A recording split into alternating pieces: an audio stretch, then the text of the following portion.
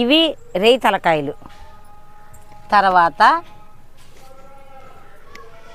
ఇది చేప పొట్ట, చూసారు ఎలాగుందో, చేదుగొట్టు. ఇలా వేసాం కదండి. మనం ఆల్రెడీ ఇందులో కిచెన్ వేస్ట్ కప్పెట్టాను. అది ఇంకా మనకి కంపోస్ట్ అవుతూ ఉంది. మట్టి చాలా తేమగా ఉంది ఇక్కడ. ఇదిగోనండి వానపాములు, ఇవన్నీ వానపాములే. ఇలా మనం కవర్ చేశాను కదండి. ముళ్ళులు చాలా జాగ్రత్త అండి. నేను ఇంక దీంట్లో ఒక నెల రోజుల వరకు దీన్ని చెయ్యట్టాను కాబట్టి నేను ఇక్కడ ధీమాగా ఇలా ఉంచుతున్నాను. తర్వాత ఇక్కడ ఒక కుండీ అయితే అమర్చేస్తానండి. ఇలా చూసారా, ఎలకలో పిల్లులు అంటున్నారు కదా మీరు, ఇలా ఈ కుండీ పెడితే అండి నాకైతే ఏ ఇబ్బంది లేదండి. ఇంకో కుండీ ఇలా పెడతాను. ఇప్పుడండి OWDC ఉంది కదండి, దీంట్లో వేస్తానండి.